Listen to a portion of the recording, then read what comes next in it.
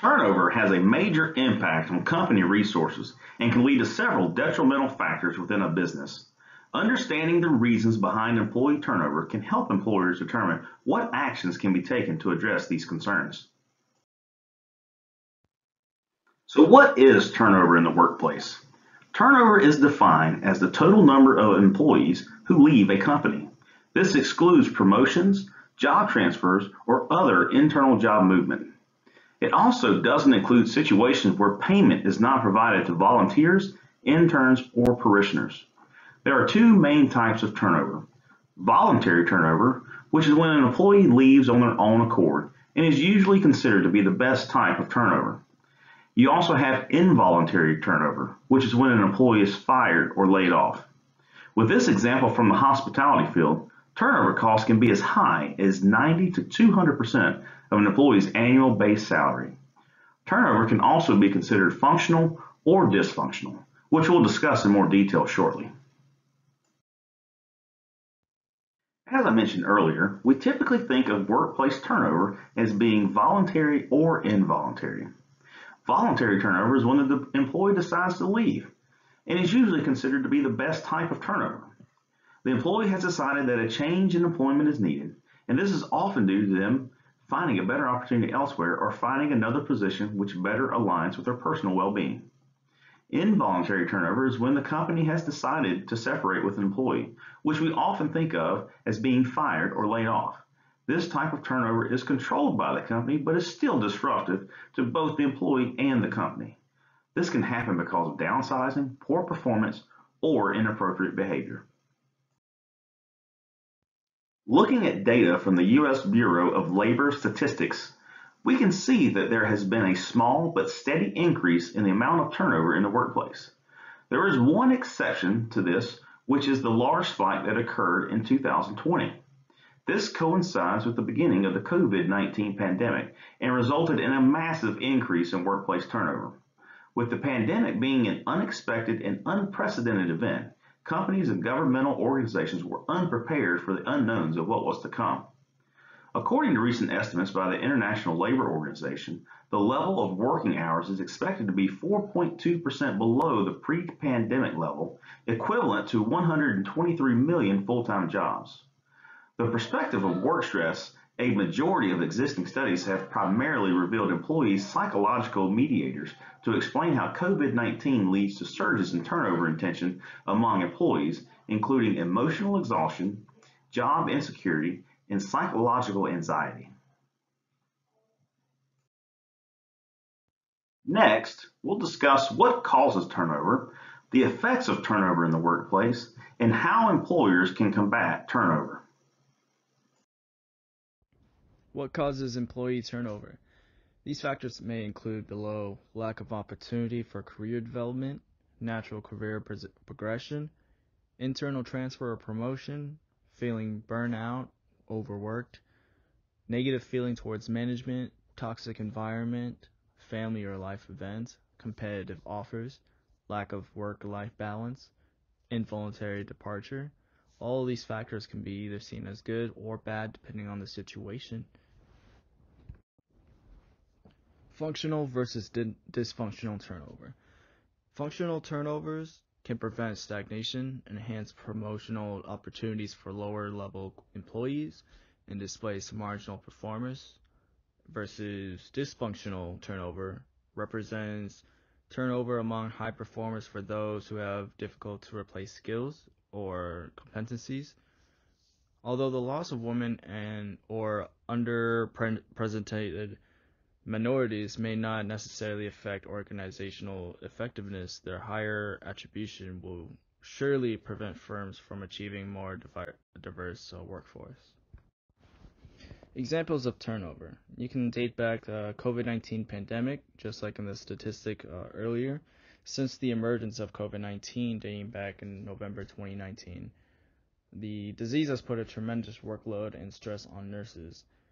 43 studies of nurse turnover and retention between 2016 and 2021 were praised, and these studies showed that there was a negative impact on the nurses and their psychological well-being post-COVID-19. This significantly increased turnover and retention from the nurses during this period of time, even after the pandemic because of all the stress that came with it at its peak when there was not enough workers as for nurses, and then there are people getting sick and getting laid off, and then people returning.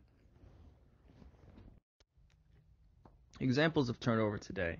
As of 2022, workers from Amazon were interviewed and they proclaimed that it was actually worse to work at Amazon than big name companies like Walmart and FedEx and so on. They also agreed that Amazon was more of a pit stop job for better opportunities, as a lot of them left early and later.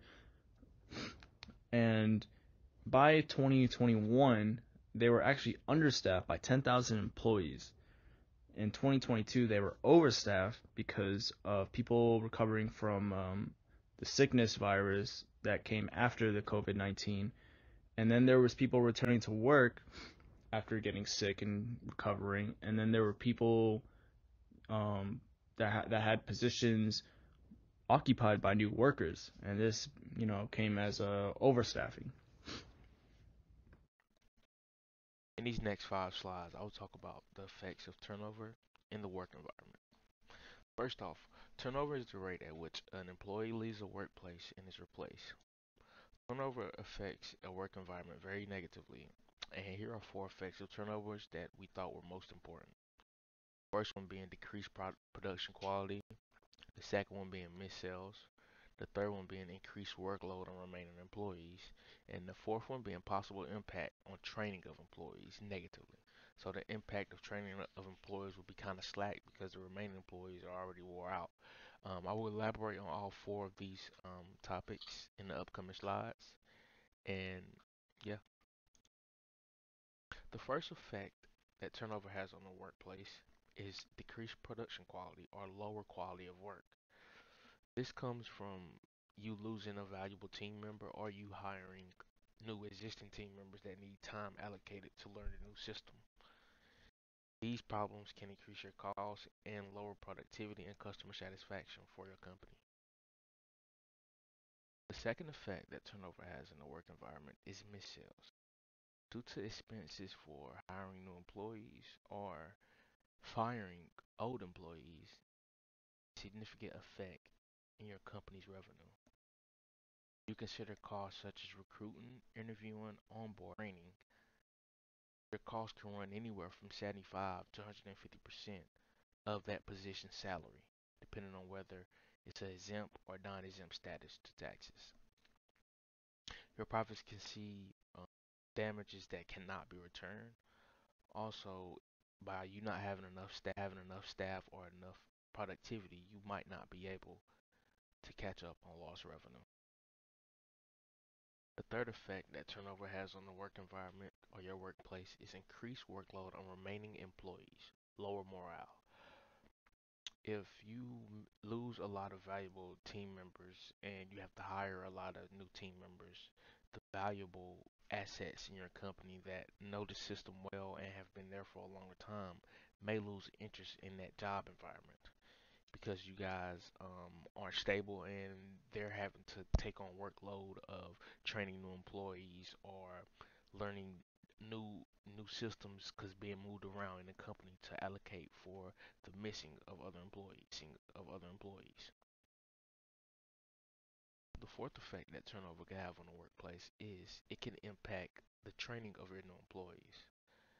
It could impact them negatively because your most valuable assets feel like they have enough of a workload that they shouldn't be entitled to train new employees, and they could train them half, they could train them 3/4 of what they need to know, or 1/4 of what they need to know. Also, the time dedicated to training and acclimating new employees can ultimately slow down your company, meaning you cannot produce or provide services at the performance level that you need. So how do we combat this job turnover, right? I have some examples here on the slide. You want to give your employees good wages. You want to give them good benefits. You want to mentor your employees. You want to kind of develop their skills. You want to let them develop themselves and progress through the company or other companies. You want to embrace their ideas, let them think about things, let them work through problems properly. You want to give them some flexibility in their schedule and their jobs. Work with them, be considerate of what they have going on in their lives, and you want to give them proper time off. You want to let them be well. You want to let them heal. You want to let them recover from a day's work, so they can produce the best product and be the best employee they can be. Right. The two we're going to focus on right now is hiring the right people and developing their embeddedness. Right. So it starts with hiring. You want to be honest in your job postings. You want to give full descriptions of the duties, the responsibilities, the expectations of the job. This will just give the prospective employee good base work. They're going to know what they're getting into. You don't want them to be kind of sidelined by things and be given unexpected work that they didn't think they have to do. Maybe they don't want to do that. Maybe that's not kind of the expectation they had coming in, right? So you want to give out the full details of the job. The second part of hiring is hiring people that are not just qualified but fit with the company. You want them to be able to socialize with the rest of the people in the company. You want them to be able to feel like they fit in. They want to feel like a community. The more you build a community and the more you build socialization within your company, the more people are going to stay. People love to be around people they like. That keeps them in the job and that keeps them working well and hard and keeps them very, very happy. Employees will stay for their embeddedness. And what embeddedness means is it's giving the employees essentially what they're looking for. So you as a company are giving the employees things that other companies won't. You give them great people to work with. You give them competitive pay. You let them get promoted and develop their skills and their assets. You make a meaningful and effective job, and you give them something to work towards. Very, very important to have something that the employees like doing and that they work for, right? So in conclusion, the workplace turnover has been increasing over the past couple decades, right? This is caused by many different factors: low pay, not proper socialization. COVID-19 has hit super, super hard. A lot of people stopped working to take care of their families, to stay safe. But we can combat this, right? We can combat this with different ways of socializing employees, embedding them in the company, hiring the right people. You don't want to lose quality knowledge, quality of your product, and the lower morale that the rest of the company gains from losing people that they might have liked to work with. They might have saw it as an inspiration or someone to work for, to work towards. All these things are very, very important, and then we can lower workplace turnover by implementing these different ideas.